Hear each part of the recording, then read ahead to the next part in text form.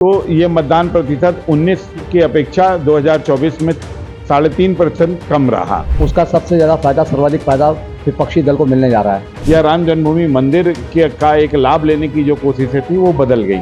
धर्म नगरी हरिद्वार जहाँ धर्म के नाम से जाती है, वहाँ राजनीति में भी धर्म नगरी में बढ़ चढ़ के हिस्सा लेती है।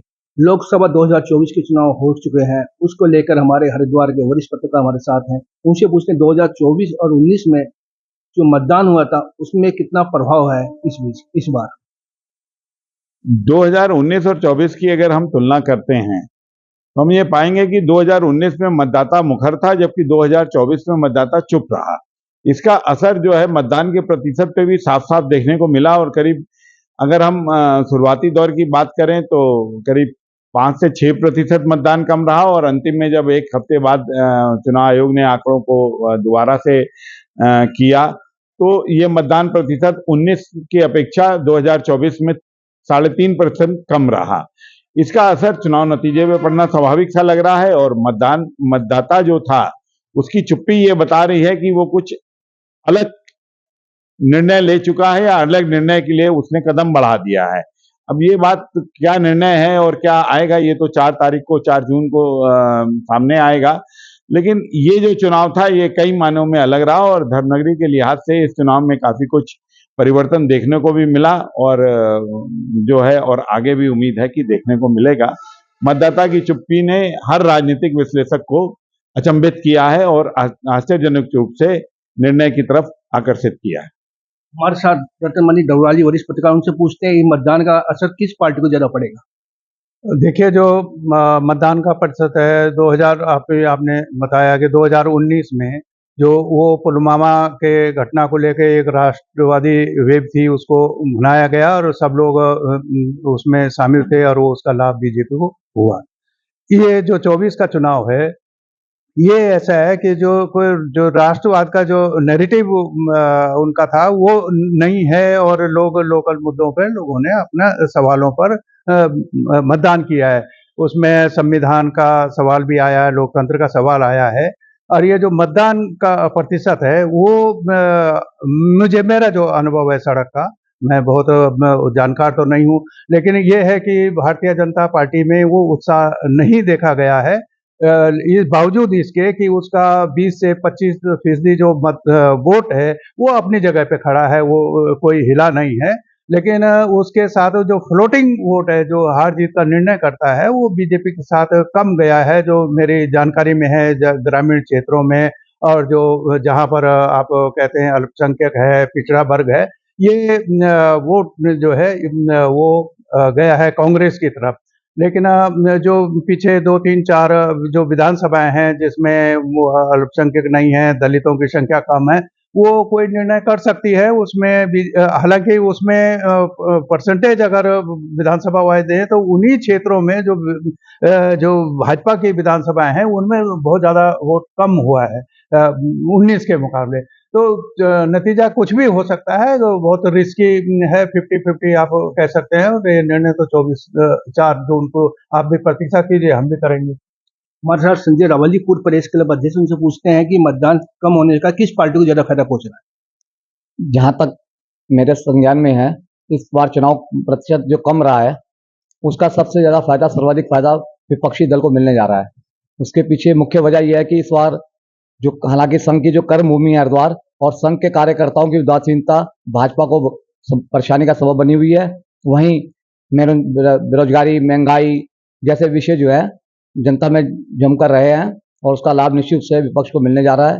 हालांकि परिणाम का बारे में कुछ कहना जल्दबाजी होगी, मगर फिर भी पूर्वानुमान के अनुसार जो राजनीतिक विश्लेषक हैं या जो बुद्धिजीवी लोग हैं उनके अनुसार जो निष्कर्ष निकल के आ रहा है कि आमने सामने की लड़ाई चल रही है और कुछ भी परिणाम इसमें हो सकता है। इस समय किस पार्टी का आमने सामने मुकाबला है? देखिए, इस बार जो चुनाव हुआ था, जैसा हमारे वरिष्ठ रतनमणि डोभाल जी ने बताया कि ये राष्ट्रवाद का मुद्दा और धर्म का मुद्दा इसमें रखा गया था। राम जन्मभूमि का 22 तारीख को अयोध्या में शिलान्यास हुआ, प्राण प्रतिष्ठा हुई, तो ये सारी जो चीजें थी, तो ये उम्मीद की जा रही थी कि इससे किसी एक पार्टी को, जो सत्तारूढ़ दल है भाजपा नीति गठबंधन है, उसको एक लाभ मिलेगा। लेकिन जब चुनाव की घोषणा हुई और उसके बाद जो माहौल बदला उस माहौल में राष्ट्रवाद, धर्म, ये सब चीजें पीछे हो गई और जो मुद्दा सामने आया वो आया भ्रष्टाचार, बेईमानी, महंगाई, शिक्षा, ये सारी चीजें ऊपर उठती चली गई। इसके बीच में जो राम जन्मभूमि या राम जन्मभूमि मंदिर का एक लाभ लेने की जो कोशिशें थी वो बदल गई।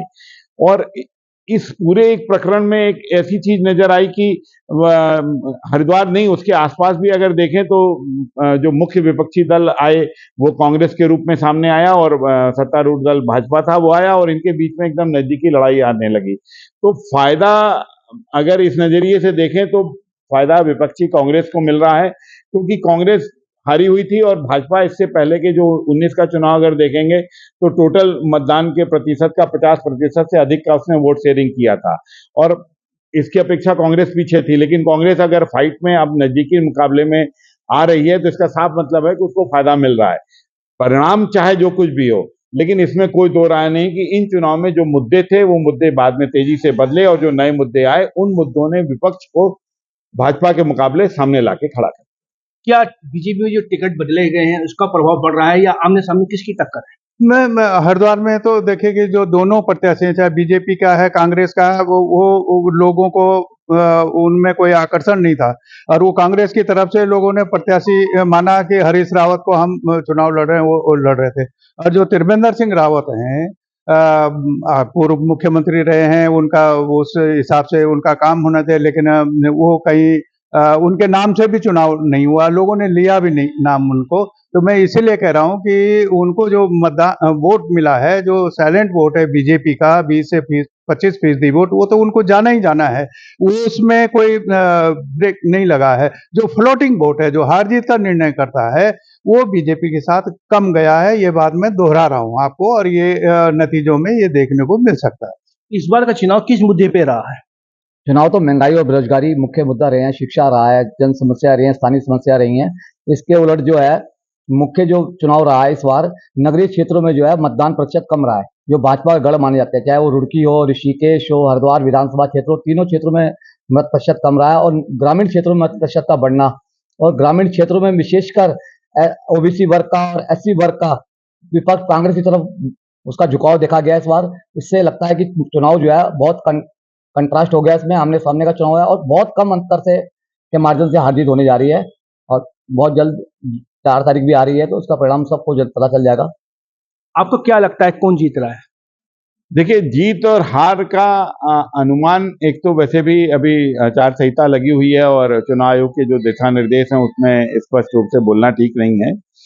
लेकिन ये बात सही है कि जो चुनाव हुआ और जो चुनाव की लड़ाई हो रही थी उसमें विपक्ष का तो उम्मीदवार था, लेकिन विपक्ष के सामने जो भाजपा का उम्मीदवार था वो कोई उम्मीदवार नहीं था, क्योंकि भाजपा के चेहरे के रूप में प्रधानमंत्री नरेंद्र मोदी को ही सामने लाया गया था।